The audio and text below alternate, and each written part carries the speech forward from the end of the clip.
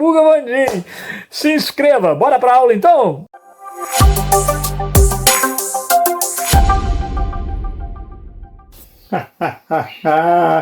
Muito bem.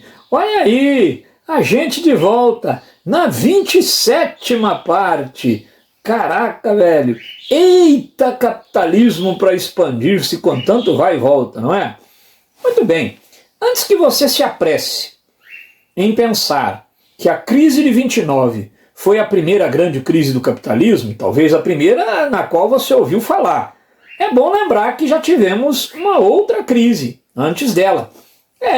Lá na época da corrida imperialista, ali, olha, por volta de 1873, durou até 1896. Aliás, foi essa primeira crise que motivou uma dupla chamada Karl Marx e Friedrich Engels a escrever um livro descendo o malho no sistema capitalista, mostrando que ele era um sistema burro e que ele estava sujeito a crises periódicas. Então era melhor subvertê-lo e partir para um outro sistema a ser construído gradativamente, chamado comunismo. Beleza? Então o capitalismo antes de 1929 já havia passado por uma crise econômica. Tranquilo? Então ela é anterior à crise de 29.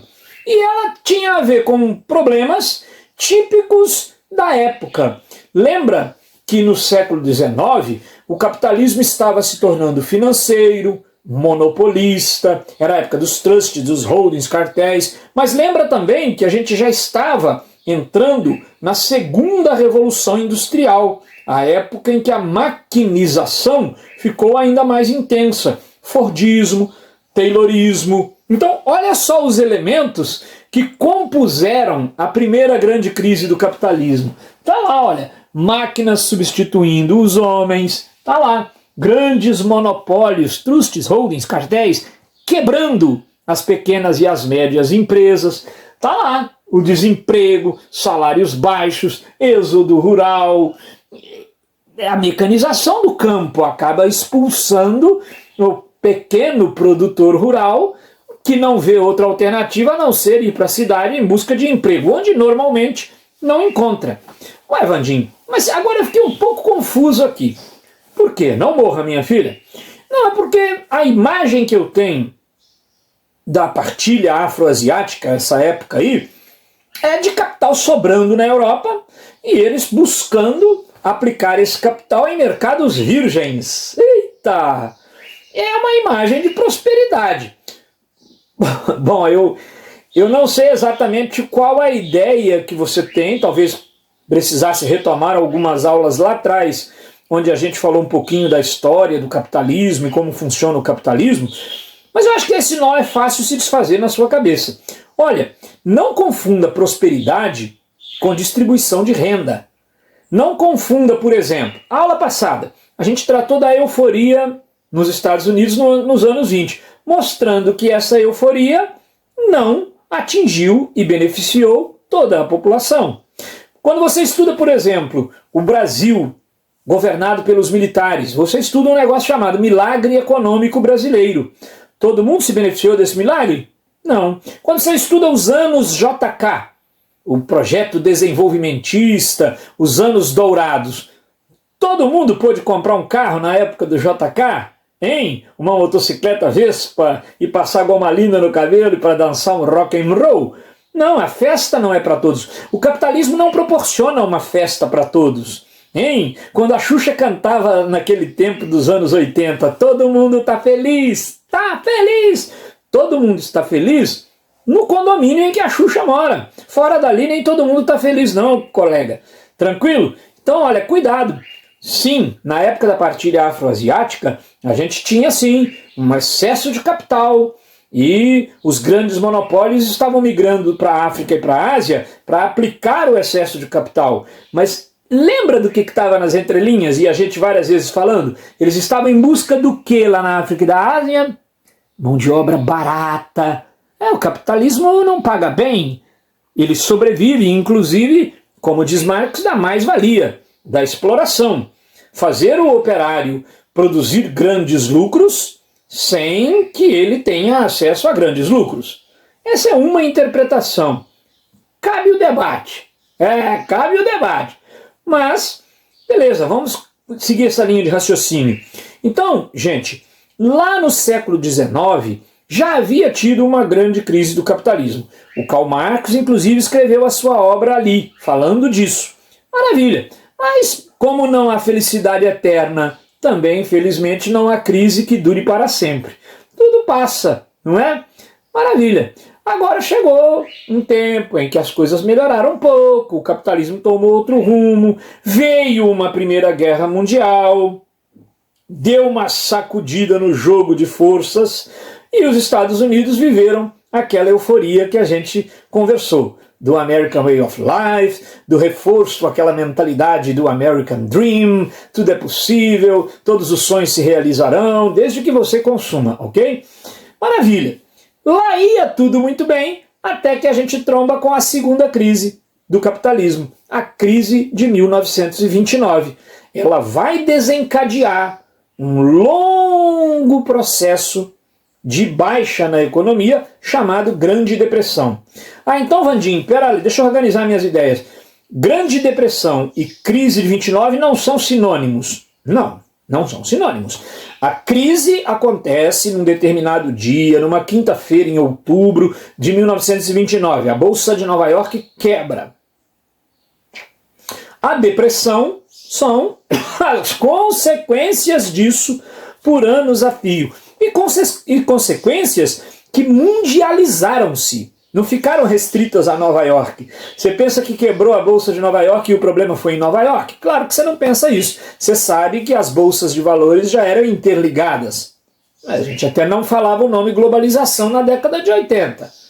Mas que o mundo já é meio que globalizado pelo Império Romano, pelas grandes navegações. Então a ideia de mercados interligados, interdependentes, não é uma ideia absurda de se pensar nos anos 30. Então uma bolsa que quebra aqui afeta os negócios no mundo inteiro. Bora lá então? Quais são as causas da crise de 29 ou da quebra da Bolsa de Nova York? Todas elas estão ligadas à euforia dos anos 20. Aumento da produção, olha lá, ó, para abastecer o mercado europeu.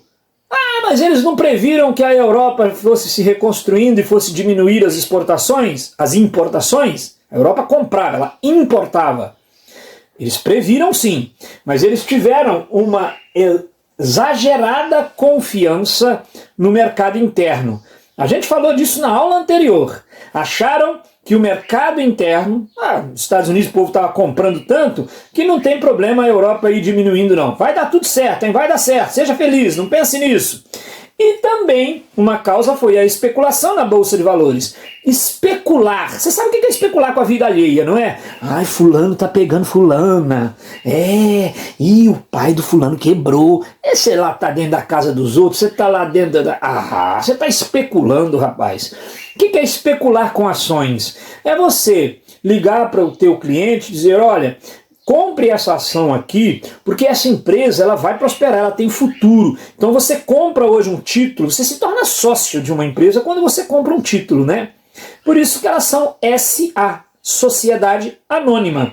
Seu nome não vai aparecer, claro, você tem uma merreca de ações. Você quer sentar na reunião da diretoria? Não, né?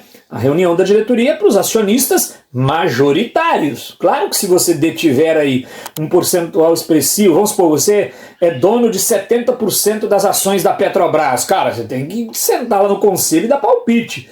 Agora, você tem 0,000000001% das ações da Petrobras, só porque você investiu R$3.000 na ação da Petrobras, você acha que você é sócio majoritário? Não é.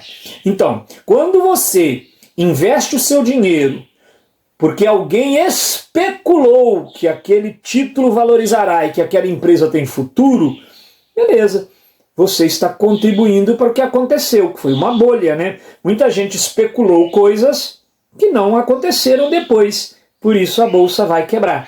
Por isso que quando você quiser vender o seu título, vai ser tarde, porque as pessoas já vão ter descoberto que a tal empresa que você falou que tinha futuro não está indo bem das pernas. A Europa parou de consumir, o mercado interno não absorveu tanta demanda. Porque, por exemplo, Lembra da aula passada? A gente falou muito de aspirador de pó, carro, televisão. Isso movimentava a economia.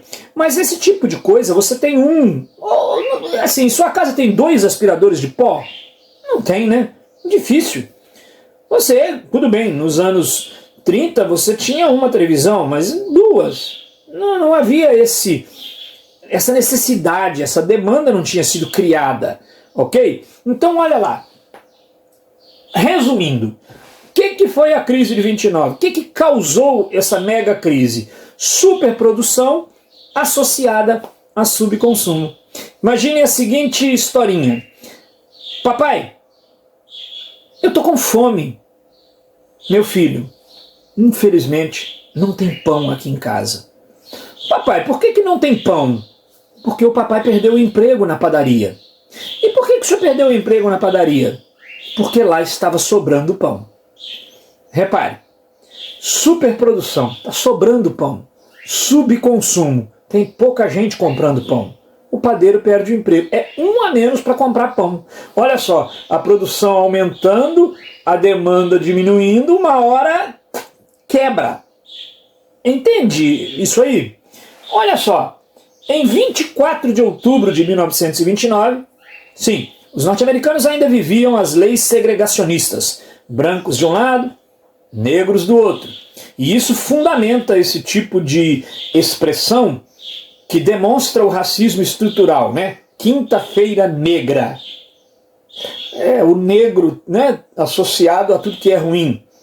Uma manifestação clara de racismo estrutural, precisava ser banido, a gente não devia usar essas expressões, mas ainda, infelizmente, existem questões que não se tocam, existem universidades e concursos que não se tocam, continuam chamando aquela quinta-feira de quinta-feira negra. Então eu tenho que te prevenir, mas sob protestos. Então, naquela quinta-feira, em 24 de outubro, muita gente que tinha perdido emprego, você lembra da aula passada? Com emprego e bons salários, a classe média começou a investir na Bolsa de Valores. Quando ela perde o emprego, ela manda o corretor vender os títulos. E todo mundo querendo vender, olha o Adam Smith aí, lei da oferta e da procura. Quando todo mundo quer vender, o preço despenca, não é?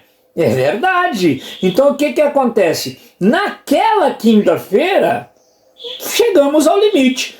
Todos os lotes colocados à venda de ações não tiveram compradores. E aí, resultado, falências, suicídios, muitos se jogaram do Empire State Building, 15 milhões de desempregados e o PIB norte-americano encolheu